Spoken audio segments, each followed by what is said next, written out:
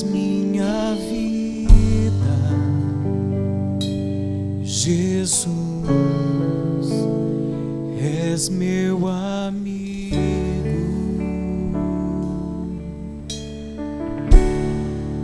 e a tua vontade,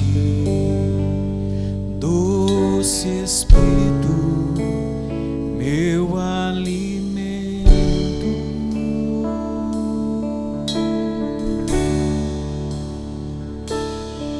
Sem ti não há valor em mim, sou como um vaso de barro, pronto a ser quebrado, para ser o que queres de mim.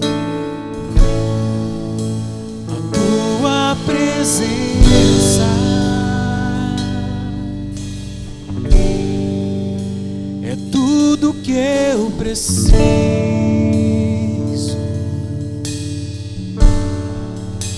A tua presença é o meu maior valor.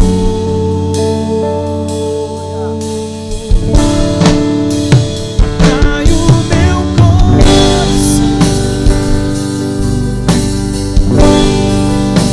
atrai o meu coração. És tudo que eu quero.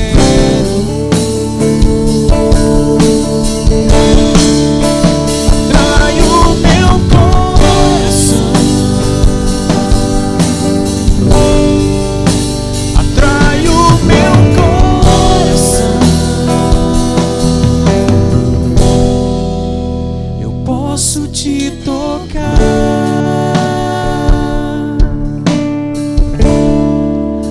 Tu és minha vida, Jesus, és meu amigo, e a tua vontade, doce Espírito, meu alimento.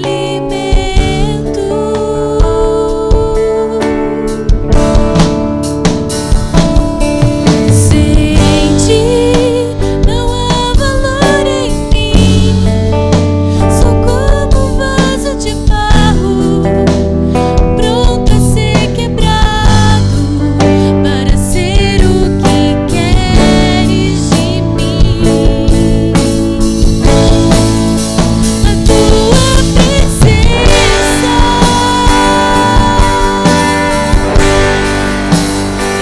tudo que eu preciso. A tua presença é o meu maior valor.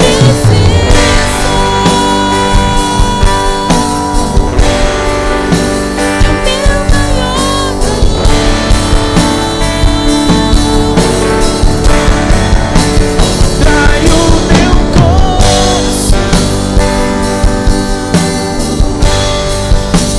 atrai o meu coração.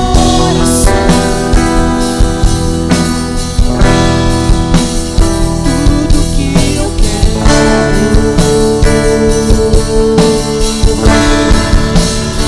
Atrai o meu coração,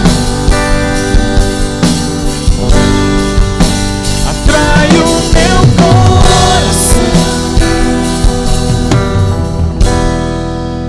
Eu posso te tocar.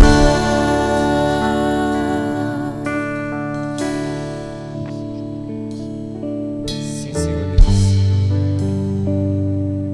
Que nós possamos verdadeiramente, Deus, tocar em Ti, Senhor. Que a fé, Senhor Deus, que o Senhor mesmo nos tem dado, nos seja, Deus, suficiente. E ela é suficiente para andarmos na Tua presença, Senhor Deus. Para não nos deixarmos vencer pelas lutas, pelas dificuldades, pelas más notícias. Que a cada dia, a cada manhã, Deus, quando acordarmos e abrir os nossos olhos, nosso primeiro pensamento seja o Senhor.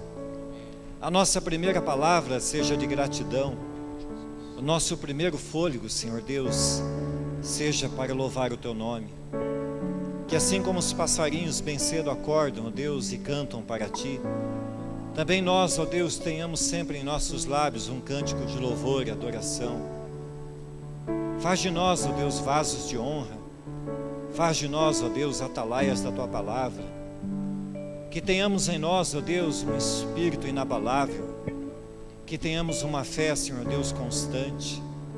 Que tenhamos o desejo de estar na Tua presença, de tocá-lo pela fé todos os dias, de caminhar ao Seu lado, ó Deus, e pedir colo nos momentos de angústia.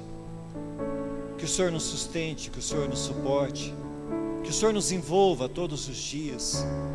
Não permita, Deus, que os nossos pés saiam do caminho. Não permita que os nossos olhos, ó Deus, te traiam. Não permita, Senhor Deus, que a nossa boca fale coisas que não te agradam. Que nossa boca, Senhor Deus, seja uma fonte de água doce, água que mata a sede daqueles que precisam de Ti, Senhor Deus. Ah, Deus, como nós precisamos do Senhor, como somos falhos e carentes, mendigos miseráveis da Tua graça. Ajuda-nos, Deus, sustenta-nos, fortalece-nos. Faz de nós, ó Deus, em Cristo Jesus, vencedores a cada dia. Que cada batalha, Senhor Deus, que cada gigante que se levantar, vá ao chão no nome do Senhor dos Exércitos. Pois eu sei, ó Deus, que Tu és o Deus vencedor, o Deus que pode todas as coisas. Para Ti não há nada impossível, porque o Senhor é o Deus do impossível. Fala conosco nessa noite, Deus, que a palavra que vamos compartilhar, que vamos ouvir, seja ela depositada em nossos corações. E assim como cantamos ainda há pouquinho, Deus, abre os olhos do nosso coração, deposita ali, Senhor Deus, o Teu desejo, a Tua vontade. O Espírito Santo revela essa palavra em nós, abre os nossos olhos, abre os nossos ouvidos, desvenda os mistérios da Tua palavra, Senhor Deus. Que tenhamos a revelação da pessoa de Cristo, que entendamos que somos carentes do Senhor. Assim, Deus, começamos esse tempo de ministração, orando a Ti, clamando pelo Teu favor. Em nome de Jesus, assim oramos, Deus. Amém. Igreja, queridos, é lugar de lutas, dificuldades. A vida é lugar de lutas e dificuldades. Eu não sei vocês, mas eu tenho lutas. E eu tenho lutas grandes todos os dias. E eu tenho certeza que você tem luta grande todos os dias. E é exatamente esse tema que eu quero lidar com você nessa noite. E talvez você diga assim, puxa, mas de novo falar disso? De novo eu vou falar disso.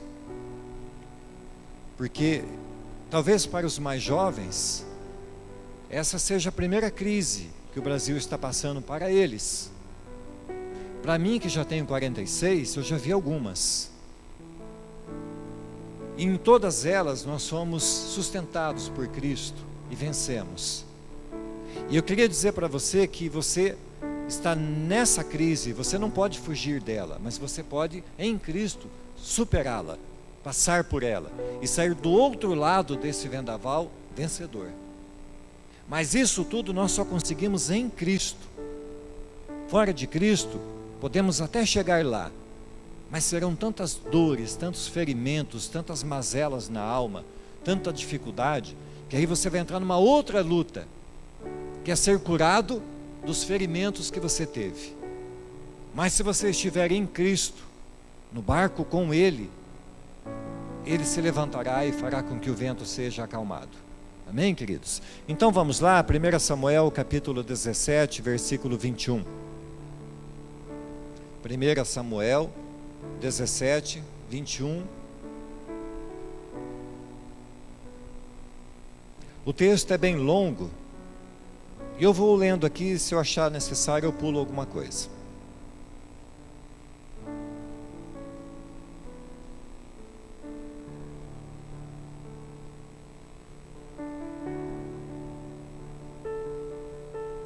Não perca, querido, o costume de trazer a Bíblia à igreja. Não perca o costume. Porque o crente precisa se habituar a carregar a Bíblia. Mesmo que você venha aqui e esteja projetado ali na tela, não tem problema, pode projetar. Mesmo que, mas traga a Bíblia. Faça com que o mundo olhe para você e fale: esse cara aí que está carregando Bíblia é crente. Mostre que você é quem é. Mas vamos lá, 1 Samuel 17, 21, eu vou lendo enquanto os irmãos acham. Os israelitas e filisteus se puseram em ordem, fileira contra fileira. Davi, deixando que trouxera aos cuidados do guarda da bagagem, correu à batalha. E chegando, perguntou a seus irmãos se estavam bem. Estando Davi ainda a falar com eles, eis que vinha subindo do exército dos filisteus o duelista, cujo nome era Golias, filisteu de Gate, e falou as mesmas coisas que antes falara. E Davi o ouviu. Todos os israelitas, vendo aquele homem, fugiam diante dele e temiam grandemente. Versículo 28. Ouvindo Eliabe, aqui Eliabe está ouvindo já Davi falando. Ouvindo Eliabe, seu irmão mais velho, falar, aqueles homens, acendeu-se-lhe a ira contra Davi, e disse: por que desceste aqui? E a quem deixaste aquelas poucas ovelhas no deserto? Bem conheço a tua presunção e a tua maldade. Desceste apenas para ver a peleja? Respondeu Davi: que fiz eu agora? Fiz somente uma pergunta. Desviou-se dele para outro e falou a mesma coisa. E o povo lhe tornou a responder como dantes. Ouvidas as palavras que Davi falara, anunciaram-nas a Saul, que mandou chamá-lo. Versículo 45. Davi, porém, disse aos filisteus: tu vens contra mim com espada e com lança e com escudo. Eu, porém, vou contra ti em nome do Senhor dos exércitos, o Deus dos exércitos de Israel, a quem tens afrontado. Hoje mesmo o Senhor te entregará nas minhas mãos. Ferir-te-ei, tirar-te-ei a cabeça, e os cadáveres do arraial dos filisteus darei. Hoje mesmo às aves dos céus e às bestas feras da terra. E toda a terra saberá que há Deus em Israel. Saberá toda esta multidão que o Senhor salva, não com espada nem com lança, porque do Senhor é a guerra, e Ele vos entregará nas nossas mãos. Sucedeu que, dispondo-se o filisteu a encontrar-se com Davi, este se apressou e, deixando as suas fileiras, correu de encontro ao filisteu. Davi meteu a mão no alforje e tomou dali uma pedra, e com a funda lhe atirou, e feriu o filisteu na testa. A pedra encravou-se-lhe na testa, e ele caiu com o rosto em terra. Assim prevaleceu Davi contra o filisteu, com uma funda e com uma pedra. E o feriu e o matou, porém não havia espada na mão de Davi, pelo que correu Davi, lançou-se sobre o filisteu, tomou-lhe a espada e desembainhou-a, e o matou, cortando-lhe com ela a cabeça. Vendo os filisteus, que era morto o seu herói, fugiram. Essa é uma história bem conhecida, já tradicional do povo cristão, todos aqueles que leem a Bíblia.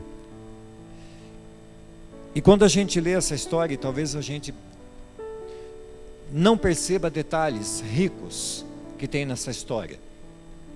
E a gente precisa entender que esse Golias representa as grandes lutas da vida. Esse Golias representa as dificuldades que nós temos. E nós, amados, como povo de Deus, o povo separado, o povo escolhido, o povo santo de Deus, nós precisamos entender que não é com espada, que não é com revólver, não é com pedra, mas aquele que resolve o nosso poder é Deus. O poder do crente está em entender que as suas guerras, as suas batalhas são vencidas na região espiritual. Nós não embatemos contra o diabo dizendo: cai em mim, diabo, vem que você não aguenta. Não é isso. O que a gente faz com o diabo é botar o joelho no chão e repreendê-lo, e orar em nome de Jesus, e mostrar que aquele que está em nós é maior do que ele.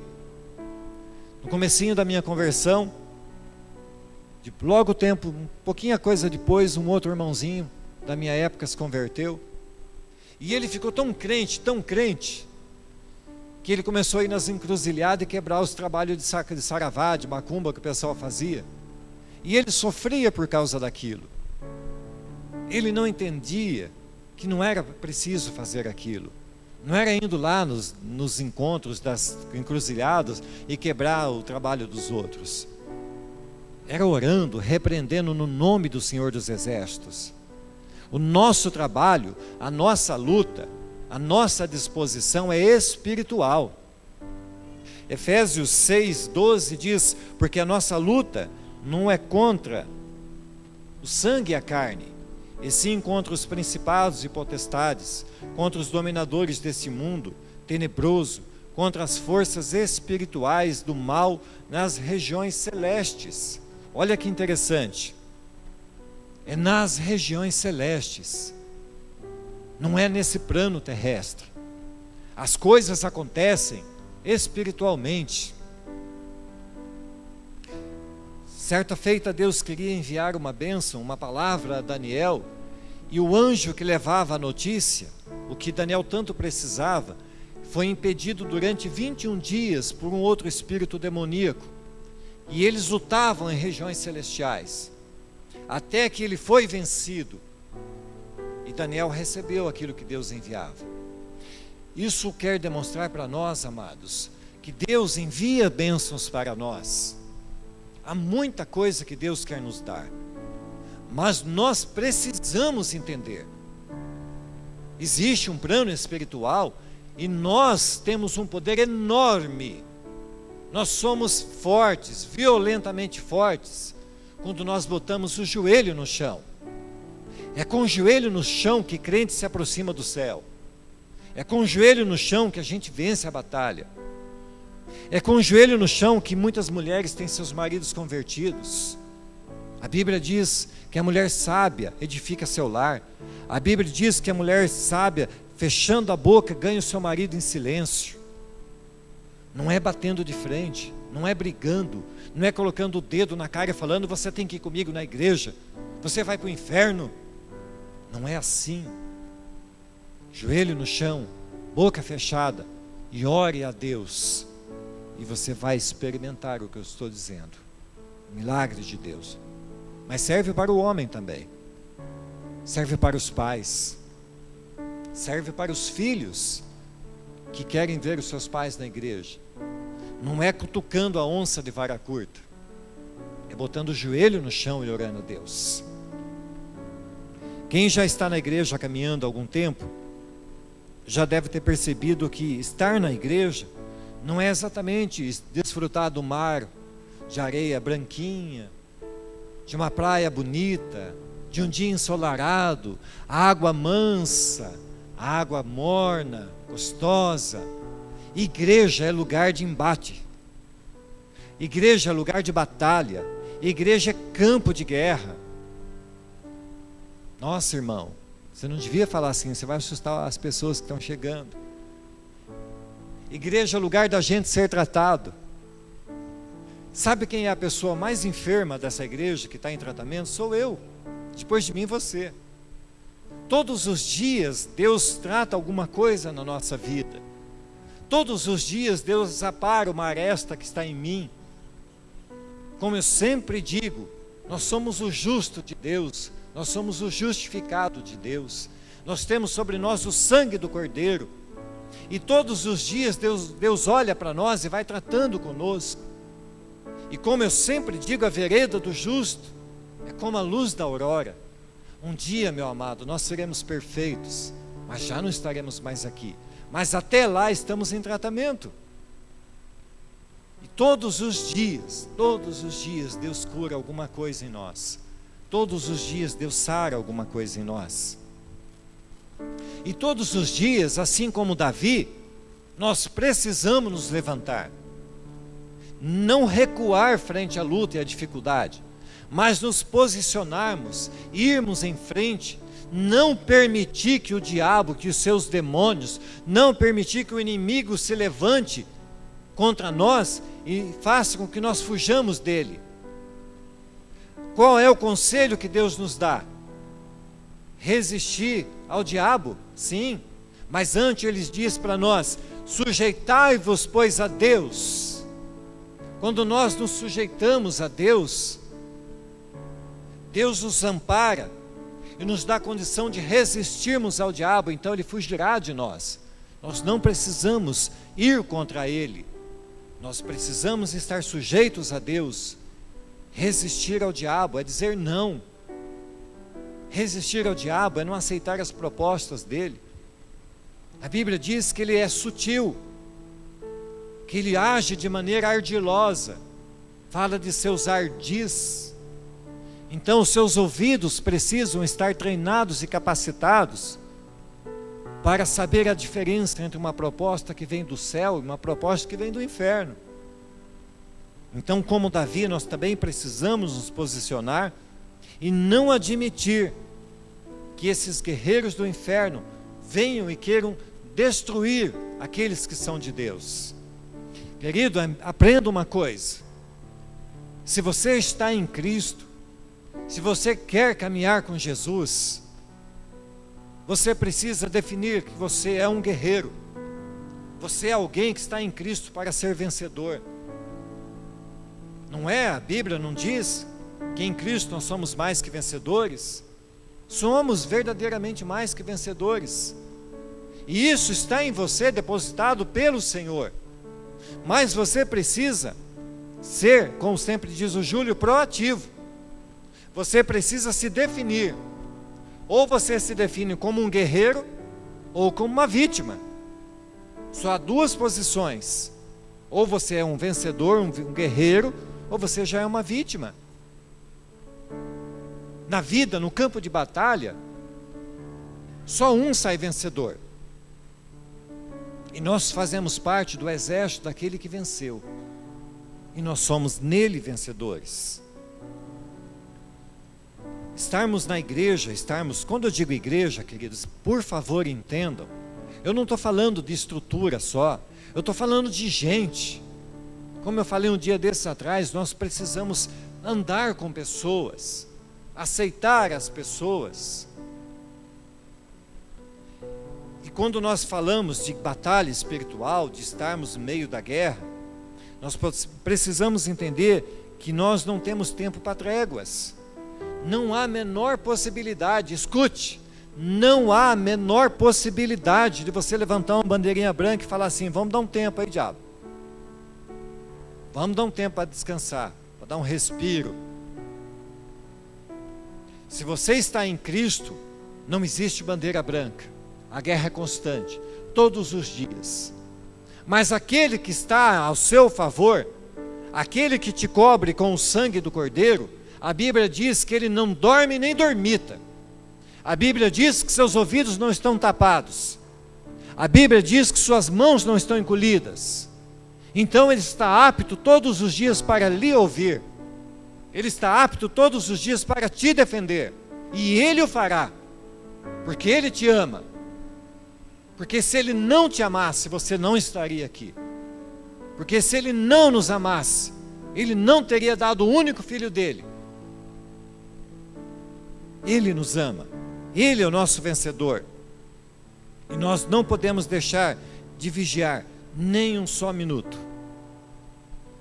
E eu quero tratar com vocês 3 coisas dentro desse tema da batalha. Como nós podemos vencer essa batalha? De 3 maneiras. Sendo decidido e corajoso. Nós temos que tomar posição. E nós temos que ser corajosos. Crendo na vitória. Se você entrar numa luta sem fé, você já perdeu. Indo à batalha em nome do Senhor. Nós não podemos achar que nós podemos vencer o nosso inimigo pela nossa capacidade. Não, irmão, eu sou um homem de oração. Não, irmão, eu sou Armando Reteté. Não adianta. Se não for em nome do Senhor dos Exércitos, você não vence. É nele. Ele vai à frente. Ele faz a diferença. Ele desbarata os exércitos inimigos. Ele derruba as muralhas de Jericó. Ele faz com que ao tocar de um chofar e um quebrar de vaso de barro, todo um exército se confunda e se matem entre si, e uns poucos homens são capazes de vencer milhares de milhares. Esse é o Deus que peleja por você. Esse é o Senhor dos Exércitos. Nosso general é Cristo. Sendo decidido e corajoso, muitas vezes as palavras sussurradas pelo diabo têm a intenção de nos fazer esmorecer diante dos desafios. Preste atenção no versículo 28. Lá diz assim: Davi fala com os soldados que estavam por ali, e o irmão dele mais velho, Eliabe, diz assim: ouvindo Eliabe, seu irmão mais velho, falar àqueles homens, acendeu-se-lhe a ira contra Davi, e disse: por que desceste aqui? E quem deixaste aquelas poucas ovelhas no deserto? Bem conheço a tua presunção e a tua maldade. Desceste apenas para ver a peleja. Reserve essa palavra. Bem conheço a tua presunção e a tua maldade. Desceste apenas para ver a peleja. Sabe, querido, às vezes, palavras de desincentivo, palavras de desânimo, podem vir da pessoa que está perto, podem vir da pessoa que mora debaixo do seu teto. Aqui quem está falando ao irmão é o próprio irmão dele. O que ele fala? Bem conheço a tua presunção e a tua maldade. Que maldade havia nesse homem chamado Davi? Que a Bíblia diz, um homem segundo o coração de Deus. Aqui ele era simplesmente um pastorzinho de ovelhas, um menino franzino. E ele se levanta e vai à batalha para ver como as coisas estavam lá, levando uma sacola de alimento aos seus irmãos que estavam na peleja. E ele, chegando lá, se depara com o falatório de um gigante que afrontava o exército de Israel e afrontava o Deus do exército de Israel, e ele não se contém contra isso. E o irmão levanta contra ele injúria, calúnia, mentira, falsidade. É assim que o diabo usa de pessoas que têm os ouvidos abertos e não tem filtro. Porque às vezes Deus pega pessoas para falar de uma pessoa que ele mal conhece. Quantos homens, quantas mulheres de caráter ilibado já foram caluniados, infamados? Quantos boatos mentirosos de calúnia e de falsidade se levantaram contra pessoas que se levantam para fazer a diferença na terra, para pregar a palavra, para ajudar as pessoas. E é por causa de pessoas como esse Eliabe, que deixam ser usados pelo diabo, que muitas pessoas acabam sendo desanimadas do seu projeto, do seu propósito, de servir a Deus, de ter uma vida com Cristo, de ter um projeto de abençoar pessoas. Nós, como Cristo, como cristãos, como filhos de Deus, precisamos estar atento àquilo que vem aos nossos ouvidos. O crente precisa ter um filtro nos ouvidos. Se alguém vem lhe falar alguma coisa, você deve lhe perguntar: onde você ouviu? Você viu? Você tem certeza disso? Você pode provar o que está falando? E não simplesmente ouvir e tomar aquilo como verdade. Porque todas as vezes que nós tomamos aquilo que é duvidoso como verdade, nós fazemos o verdadeiro se tornar mentiroso. Então você que é um homem de Deus, uma mulher de Deus, coloque uma peneira nos seus ouvidos, filtre, aprenda, reserve sua boca. A Bíblia diz que a nossa boca tem poder de vida e de morte. A nossa língua, diz a Bíblia, é como um veneno de cobra, é como um fogo que incendeia uma grande floresta. Aprende a dominar esse monstro que está dentro da sua boca, chamado língua. Isso é um monstro. E nós em Cristo Jesus, como pessoas de Deus, santos de Deus, separados de Deus, para ir morar com Jesus no céu, nós temos o poder em Cristo de dominar o que está dentro da nossa boca. Nós temos em Cristo esse poder. Desceste apenas para ver a peleja? Porém Davi diz a Saul: não desfaleça o coração de ninguém por causa dele, esse gigante. Eu, teu servo, irá e pelejará contra esse filisteu. Um menino franzino, fraquinho, um jovenzinho, se posicionou, se levantou contra o gigante. Eu e você somos esse menino franzino, que não temos a própria em nós mesmos a força, mas aquele que peleja por nós é poderoso, e nós podemos nos levantar e vencer. Deus está nos exortando a que sejamos firmes, a que tenhamos coragem. O Salmo 31, versículo 24 diz assim: esforçai-vos e Ele fortalecerá o vosso coração, vós todos que esperais no Senhor. Esforçai-vos, e o mesmo Deus de Davi vai fortalecer o nosso coração. Nós que esperamos nele, o nosso Senhor, Ele nos fortalecerá. Tem um gigante na sua vida, querido, ele vai cair. Vai cair, porque aquele que peleja por nós está à frente. Apenas creia. Vence esse gigante todos os dias. Vença ele no nome de Jesus. É possível. Nós precisamos ter a disposição para dar passos, para aliviar uma situação. A vitória virá, o gigante cairá, mas existe um tempo de luta, um tempo de guerra, e nós temos que nos levantar, nós temos que dar passos, tomar atitudes. Voltando os nossos olhos para o livro de Esdras, capítulo 10, versículo 4, diz assim: levanta-te, pois, porque te pertence esse negócio, e nós seremos contigo, esforça-te e faze assim. Esdras estava passando por um tempo de dificuldade, o povo havia se misturado, Deus havia dito: não se misturem com as mulheres dessa região, vocês são o meu povo, a menina dos meus olhos, o povo escolhido. Eu não quero vocês misturados com esse povo que não me quer. E o povo se misturou às mulheres hetéias e tiveram filhos com elas. E um dia eles, voltando à leitura da palavra de Deus, eles foram impactados por esta palavra e foram lembrados por Deus que eles estavam pecando diante de Deus. E Esdras tem então que tomar uma decisão, e a palavra que foi dita a ele foi: porque te pertence este negócio, a responsabilidade é tua, disse alguém a ele.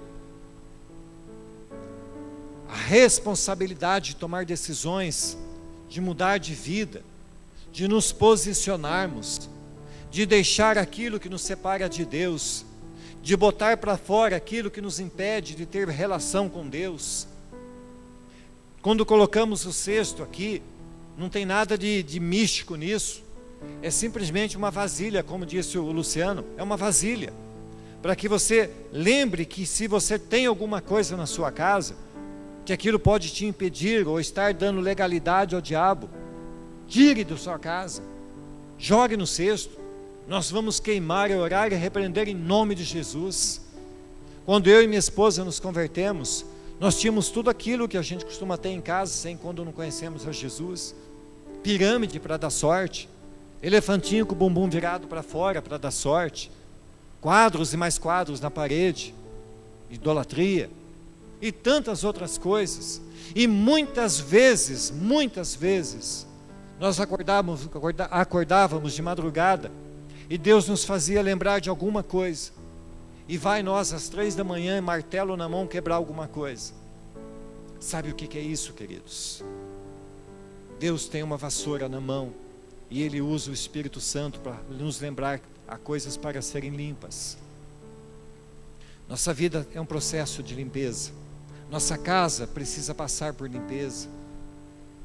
Ore a Deus, busque em Deus, para que Ele te mostre aquilo que não agrada a Ele, aquilo que pode estar permitindo que o diabo entre na sua casa. Tire de sua casa, faxine a sua casa nesse sentido, e você vai ver como você vai ter mais facilidade de perceber Deus agindo na sua vida. Crendo na vitória, o segundo passo. Disse mais Davi: o Senhor me livrou das garras do leão e do urso, Ele me livrará das mãos deste filisteu. Aqui ele menciona 2 animais. O primeiro é o leão. Por que ele faz questão de dizer: Deus me livrou do leão e do urso? Porque esse menino franzino era um pastor valente. E um dia, seu rebanho foi atacado pelo leão, e ele foi contra o leão, agarrou-se na sua barba e o matou. Um outro dia, um urso veio contra o seu rebanho, e ele também foi contra esse urso e o matou. Porque ele sabia o Deus que ele servia. E aqui, fazendo um tipo, o leão, lá no Salmo 10:9, deixa eu achar o Salmo 10:9. Se você achar em cima, filho, Salmo 10:9, é bom que todos leiam.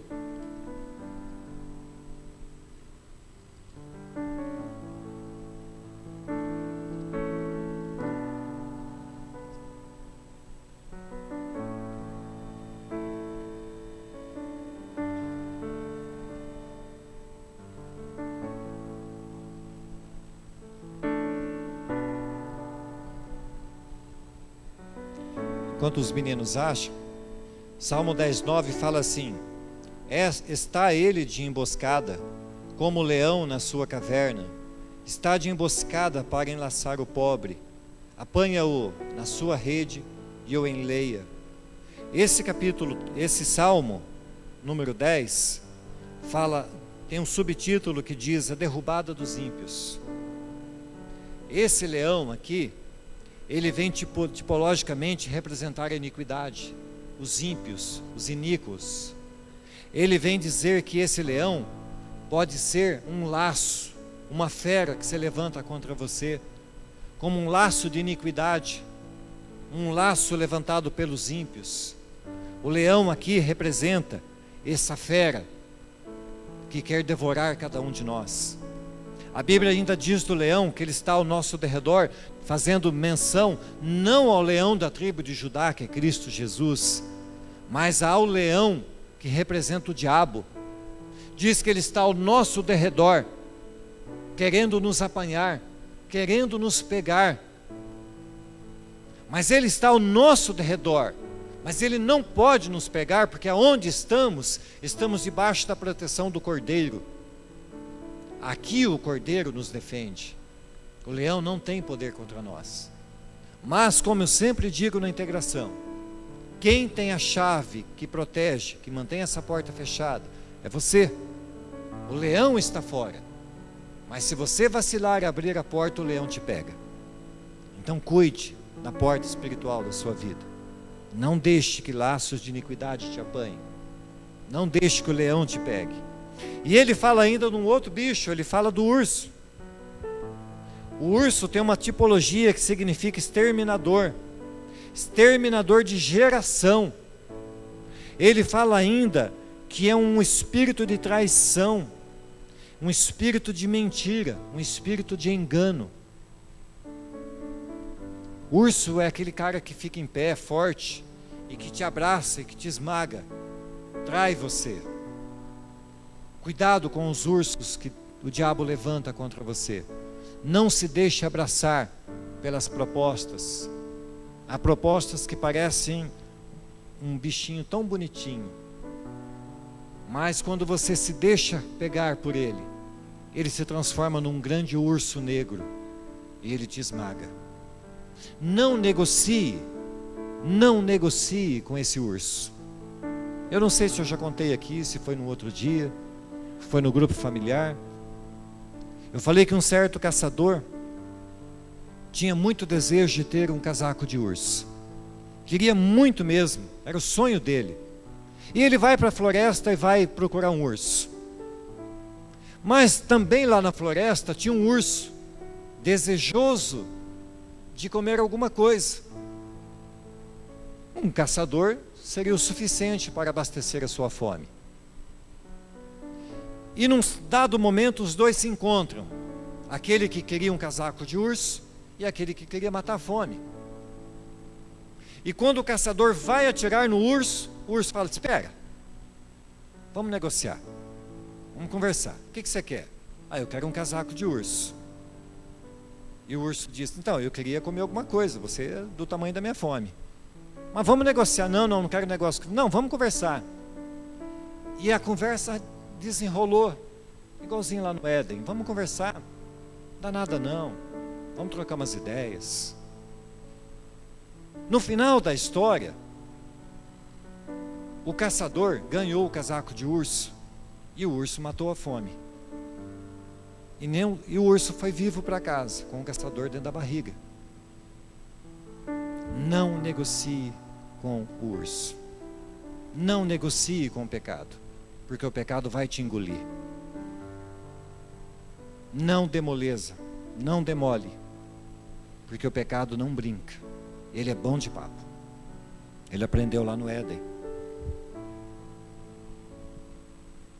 Mediante a fé temos poder de Deus para vencer o mundo e as suas tentações.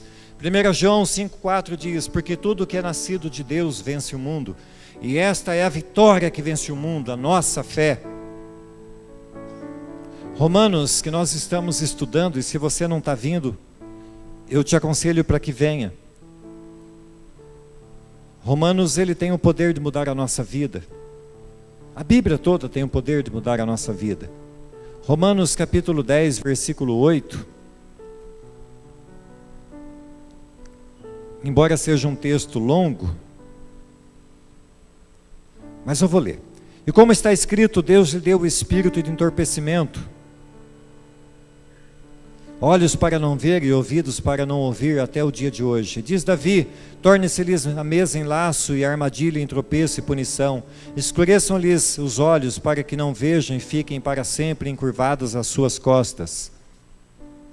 Pergunto, pois, porventura tropeçaram para que caíssem? De modo nenhum, mas pela sua transgressão veio a salvação aos gentios e para pô-los em ciúmes. Ora, se a transgressão deles redundou em riqueza para o mundo, e o seu abatimento em riqueza para os gentios, quanto mais a sua plenitude. Dirijo-me a vós outros, que sois gentios, visto, pois, que eu sou apóstolo dos gentios, glorifico o meu ministério, para ver se de algum modo posso incitar à emulação os do meu povo e salvar alguns deles. Porque se o fato de terem sido eles rejeitados trouxe reconciliação ao mundo, que será o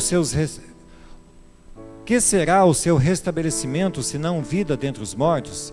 E se forem santas as primícias da massa, igualmente o será a sua totalidade. Se for santa a raiz, também os ramos o serão.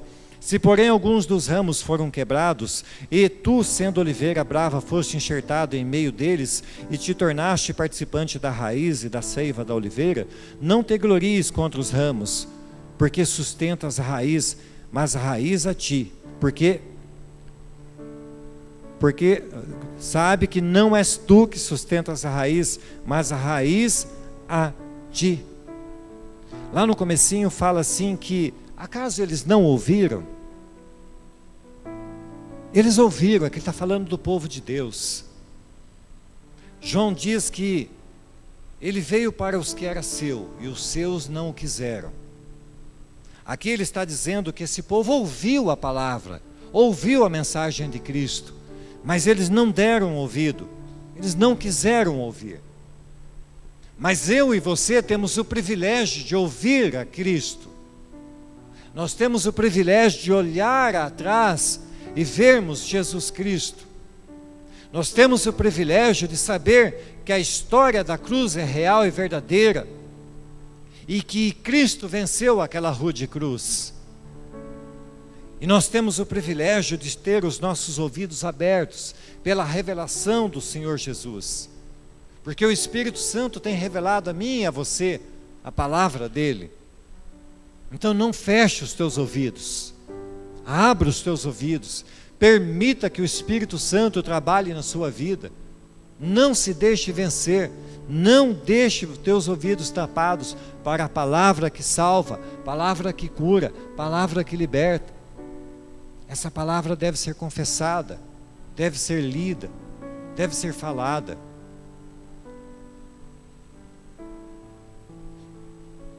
A vitória que vence o mundo é a nossa fé. Queridos, fé é poder de Deus, fé é dom de Deus. Nós temos fé porque a fé Ele nos dá. O que diz Efésios 2:8? Que a fé é um dom de Deus. Queridos, Deus te chamou, Deus te resgatou, Deus te transportou do reino das trevas para o reino do Filho, da luz. E Ele, sabendo que você não teria condições, Ele mesmo pega o dom da fé e coloca na sua vida, para que você creia nele mesmo. Ele é o autor e consumador da nossa fé. Ele que cuida de todos os detalhes. Ele é o justo justificador. Ele te faz propício ao Pai. O próprio Deus preparou o sacrifício para que eu e vocês pudéssemos nos achegar na presença dEle. Ele preparou todas as coisas. O nosso passo é simplesmente estar na presença dEle, nos deixar derramar aos pés dEle, nos entregarmos a Ele, pela fé, crendo na vitória. Tem uma história que fala que 12 homens subiram a espiar a terra prometida.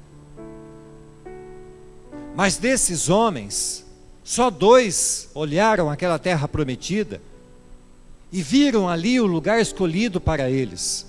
Os outros todos voltaram tremendo, batendo os joelhos de medo por causa dos homens daquela terra, por causa dos desafios dos homens grandes que ali moravam.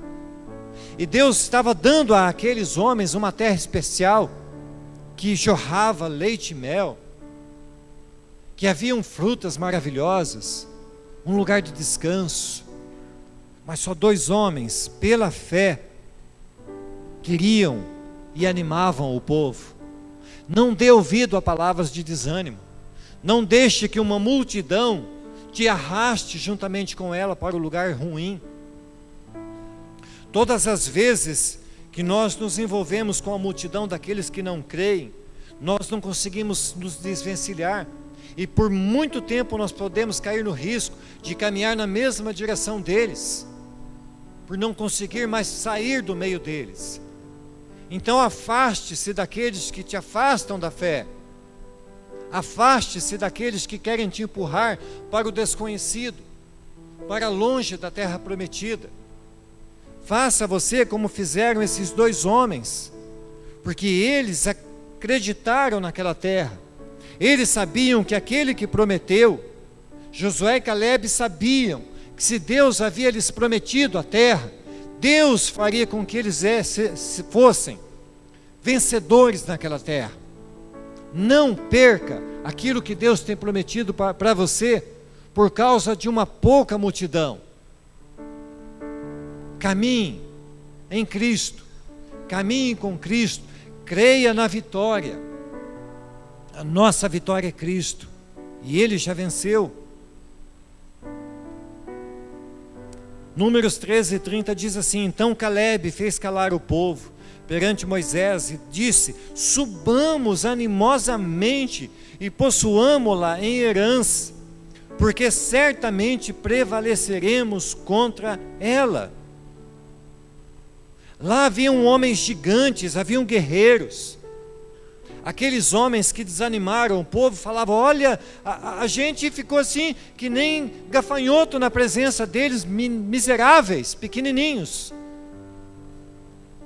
Mas Josué e Calebe não, ele vai e diz: subamos animosamente, cheios de ânimos, entusiasmados. Busque ter ânimo na sua vida, não se deixe desanimar. Não deixe que as más notícias te ponham para baixo. Entusiasmo. Deus dentro de você. Comece de dentro para fora. Diga ao mundo que você é maior do que ele, que você pode vencê-lo.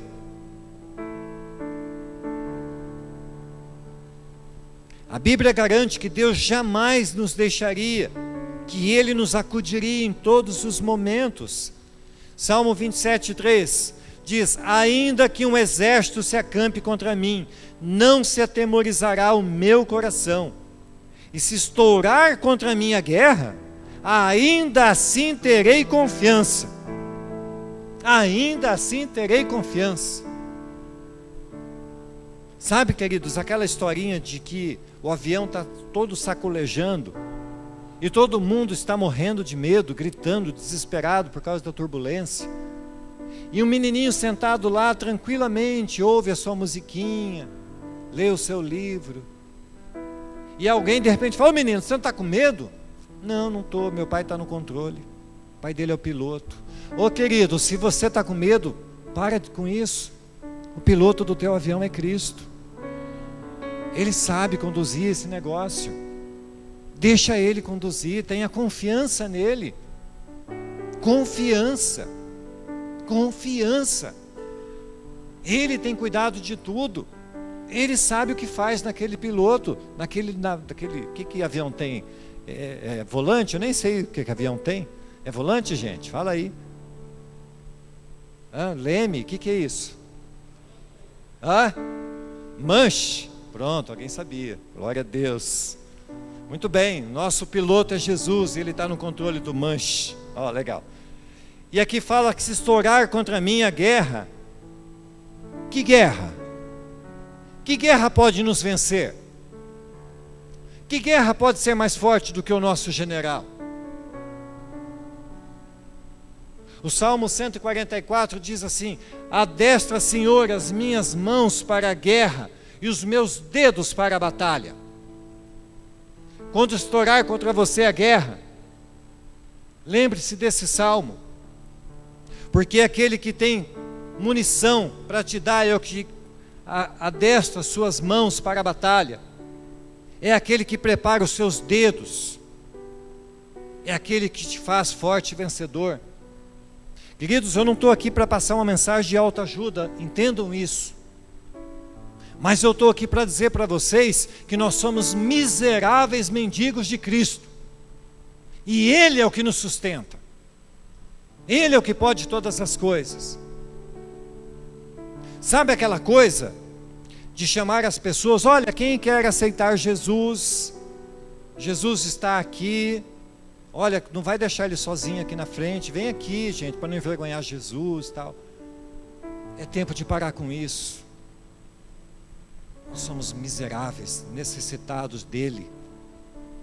Nós temos que dizer assim: olha, Jesus está aqui, e nós somos um povo desgraçado sem ele, e nós é que precisamos dele. Nós é que precisamos dele, porque ele nos amou primeiro. Ele se esvaziou da sua glória, ele deixou o céu, ele veio a esse mundo, ele subiu aquela ladeira, ele foi crucificado naquela cruz. Então, quando alguém fizer um apelo, que faça comunicando que esse Jesus não precisa de ninguém, mas nós precisamos dele, porque sem ele nós estamos condenados ao inferno. E por último, indo à batalha em nome do Senhor, Davi disse ao filisteu: tu vens a mim contra espada, lança e escudo, eu porém vou contra ti em nome do Senhor dos exércitos. O salmista expressa o seu alto conceito de Deus baseado nas batalhas históricas de Israel.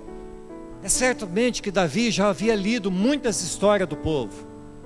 Ele conhecia o Deus dele. Ele sabia em quem podia confiar. Eu não acredito que Davi fosse tão bom assim com aquela funda.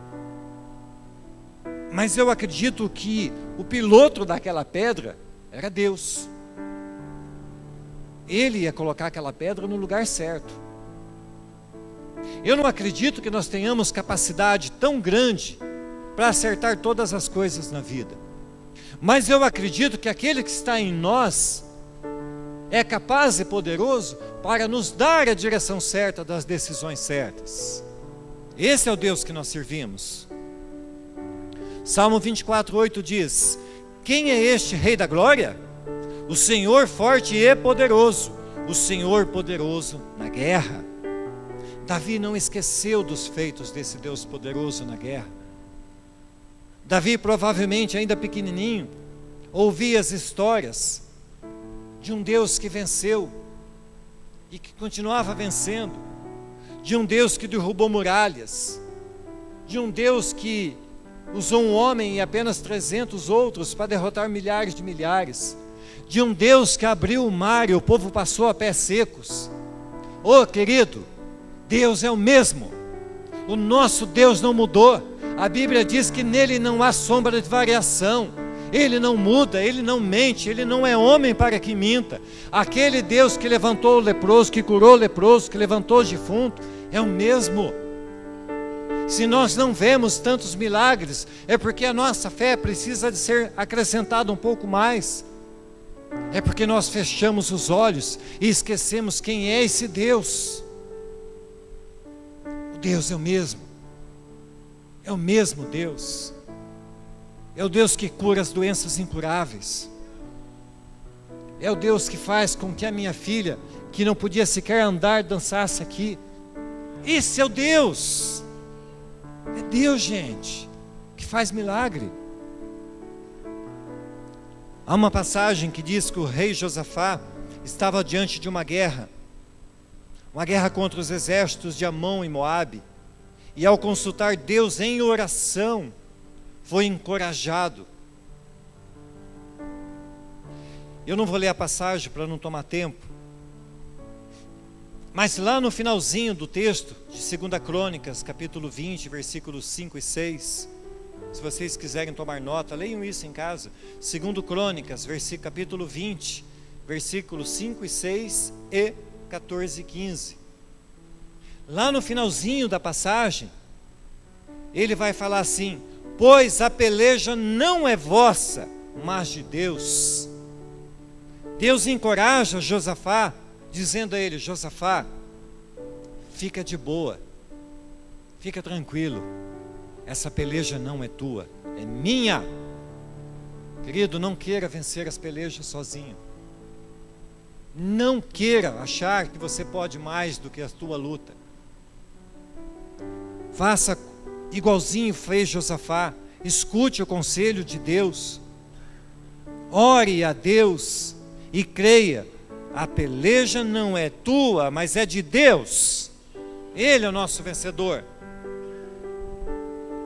As nossas armas são espirituais e não carnais.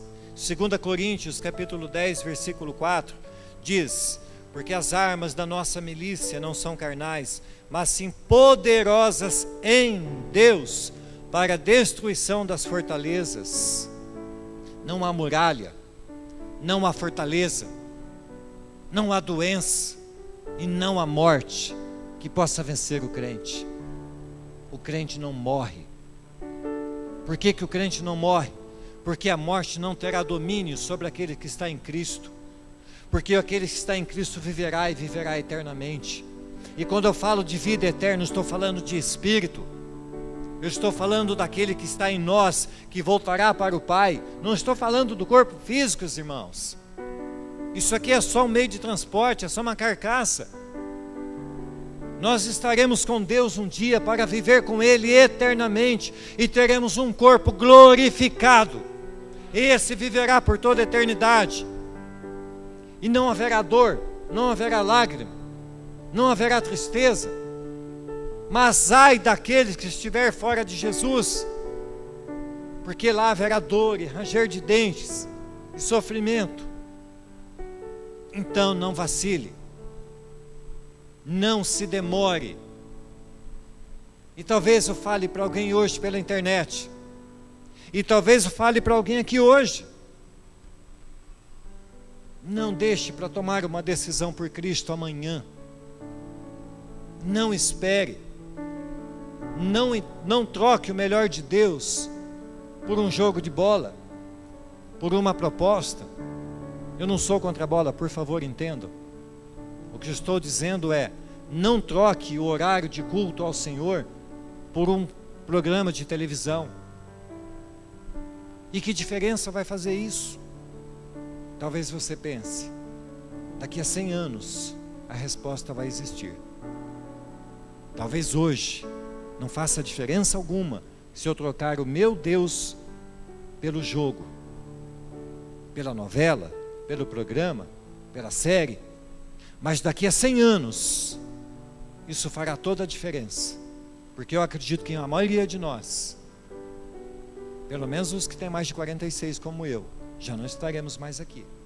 Então a minha decisão hoje, daqui a 100 anos, terá uma resposta. E eu quero crer, irmãos, que assim como é o desejo de Deus, que todos se salvem, que nenhum venha a perecer, que isso seja todos, em nome de Jesus. Concluindo, sendo decididos e corajosos, crendo na vitória, indo à batalha em nome do Senhor, poderemos vencer todos os Golias que se levantarem contra nós. Sabe, queridos, às vezes nós temos um gigante diante de nós, que é o desemprego. Numa época de crise, ficar desempregado é tão difícil. Mas Deus é poderoso para abrir uma porta onde não existe porta. Sabe, eu não sei que oração, mas há mais ou menos 20 anos atrás, eu já falei isso algumas vezes, eu vou falar de novo, porque sempre tem um que não ouviu.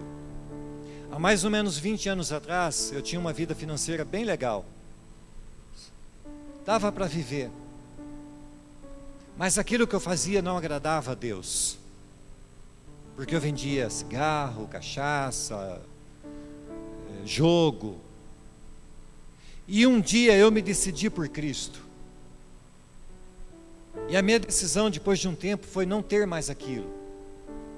E eu parei com tudo aquilo. Mas aquilo custou um preço. E o preço foi ficar na dependência de Deus. Sem salário, sem emprego, sem nada. Mas o meu nada era tudo, e o meu tudo era Cristo.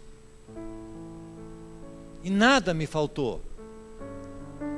Eu costumo dizer que em meio à luta e dificuldade não houve necessidade, porque Deus enviava para nós tudo o que precisávamos.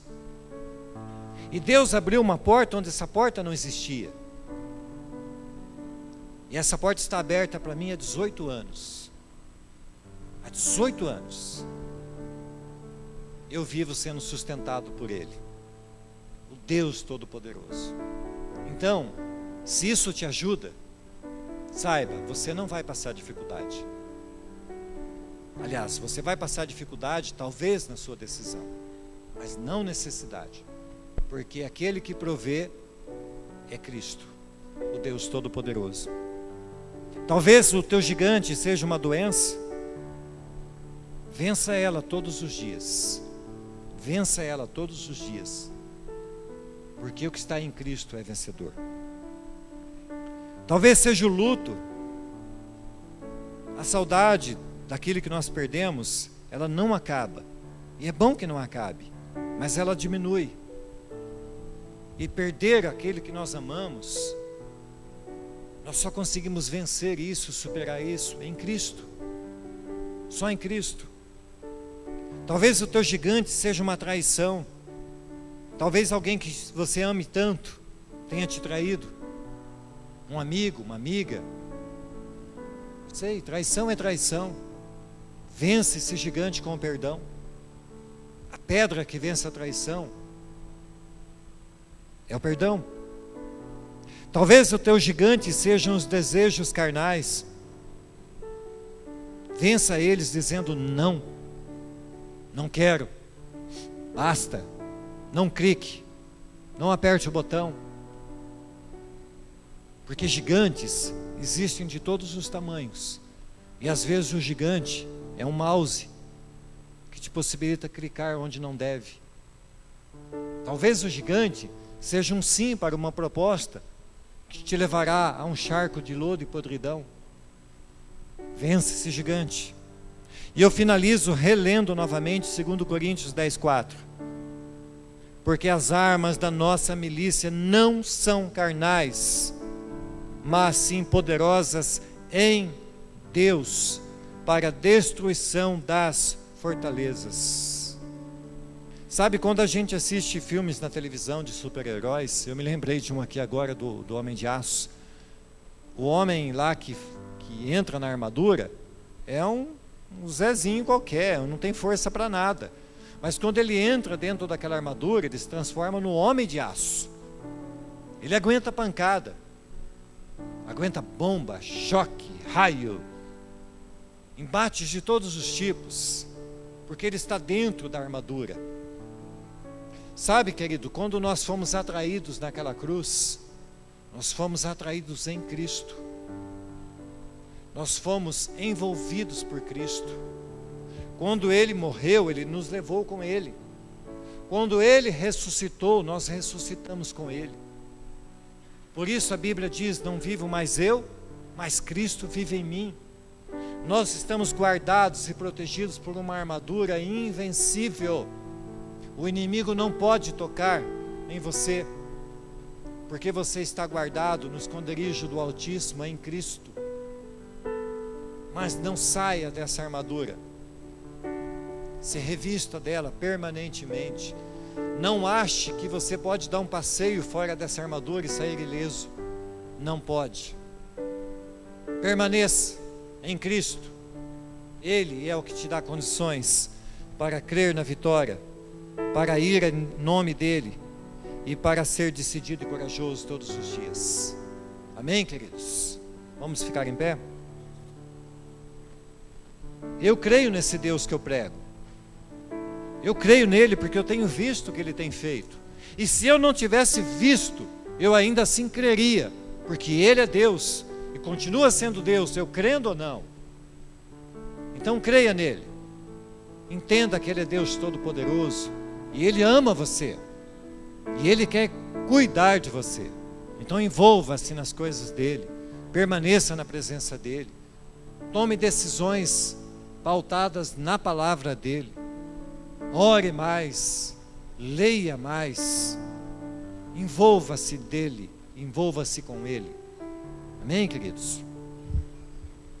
Pai, nós acabamos, Senhor Deus, de ouvir a tua palavra. Que gostoso, Senhor Deus, ter esse privilégio de nos reunirmos num lugar bonito, aconchegante. Que privilégio, Deus, termos roupas quentinhas, ter um som gostoso. Que privilégio, Deus, estarmos na tua presença. Todas estas coisas, ó Deus, são legais, são boas. Mas se o Senhor não estiver aqui, Senhor, nada disso tem valor. Se o Senhor não estiver, ó Deus, nos aquentando com sua presença, se o Senhor não estiver, ó Deus, abrindo os nossos ouvidos pelo teu Espírito Santo, nada disso tem valor. Por isso, Deus, no nome do Senhor Jesus Cristo, eu rogo a Ti, Pai, que isso tudo que ouvimos, Deus, cada palavra, cada vírgula, cada versículo e capítulo lido, deposita isso tudo em nosso coração, Senhor. Que ao deitar as nossas cabeças no nosso travesseiro, o Senhor nos dê sonhos com o Senhor, ó Deus. Nos dê sonhos, ó Deus, para que relembremos dessas palavras. Que no nosso trabalho amanhã, Senhor Deus, quando se levantar aquele gigante, você já sorria para ele, dizendo que ele já está vencido. Ah, Deus, Tu és tão poderoso, e nós tão fracos e indefesos, ó Deus. E o Senhor nos amou, e o Senhor nos abraçou, nos acolheu no Seu colo. Eu sei, Deus, que as nossas vitórias são as vitórias de Cristo. Eu sei, Senhor Deus, que o Senhor direciona os nossos pés. Não permita, Pai, que nem eu e nenhum dos meus irmãos tenha um só passo fora do caminho. Que os atalhos dessa vida, Senhor Deus, sejam tirados. Que os nossos passos sejam firmes, ó Deus, firmes na Tua palavra, rocha poderosa. Que as nossas decisões sejam decisões, ó Deus, com clareza, frutos de oração. Que aquilo que fizermos glorifique o Seu nome. Que o erro que cometemos hoje, ó Deus, o Senhor nos perdoe por causa deles. Que a Tua palavra esteja viva em nós. Que sejamos verdadeiramente cartas abertas ao mundo. Que a nossa luz contagie as pessoas. Que a nossa vida seja exemplo. Ó bendito Deus, no nome de Jesus, Pai. Nós oramos, ó Deus, oramos como corpo de Cristo, como igreja do Senhor, como igreja gloriosa, vencedora, maravilhosa, como igreja que um dia estará com o Senhor no céu. Rogamos, Deus, Tuas bênçãos, Tua misericórdia, rogamos a Tua presença em nós, Pai. Abençoe a semana que temos pela frente, o trabalho com as crianças. Traz a revelação da pessoa de Cristo aos coraçõezinhos delas, Pai. Abençoe esse novo tempo da igreja, em que vamos, ó Deus, retomar os grupos familiares. Que haja, Deus, uma capacitação sobre os apacentadores tão grande, que eles mesmos ficarão assustados. Que de suas bocas saiam palavras que transformem e impactem a vida de suas ovelhas. Deus, no nome de Jesus, Pai, que voltar à essência, ao princípio de tudo, esteja constante em nós. Que o Senhor seja sempre o nosso norte, o nosso divisor de águas. Abençoe essa igreja, Senhor. Abençoe aqueles que se dispõem a trabalhar, ó Deus, aos pastores e pastoras, aos apacentadores. Abençoe os irmãos, ó Deus, do grupo de serviço. Recompensa eles, Pai, com Tua graça. Abençoe, Senhor Deus, aos músicos, aos que cantam. Abençoe, Senhor Deus, esse patrimônio. Que tudo esteja debaixo do potente seguro que é do Senhor. E abençoe, Senhor Deus, os meus irmãos. Que em suas casas haja fartura, haja abundância. Se há falta, Pai, eu te clamo, envia, Senhor Deus, os recursos. Se há falta de emprego, Pai, eu te peço, abre uma porta. Se há doença, Senhor Deus, eu creio na cura. Se há dor, que haja, Senhor Deus, a bonança. Se há falta de perdão, Senhor, traga o quebrantamento. Traga, Deus, a revelação da necessidade do perdão e do perdoar. Coloque em nós, ó Deus, um desejo incansável de nos relacionarmos com o Senhor todos os dias. Ó bendito Deus, nós te amamos, nós te adoramos, nós te glorificamos, ó Deus. Bendito Senhor. Por isso, ó Deus, eu rogo sobre as vidas dos meus irmãos, que o Teu grande amor, Pai, amor insondável, incalculável, imensurável, que a graça gostosa e maravilhosa que é em Cristo Jesus, derramada sobre nós, que a comunhão do Espírito Santo e com o Espírito Santo seja tão constante, que nós possamos, ó Deus, assim como cantamos, tocar em Ti, Senhor Deus, que tenhamos uma fé inabalável. Abençoa os meus irmãos, Pai, cada um deles, em nome de Jesus Cristo, assim nós oramos.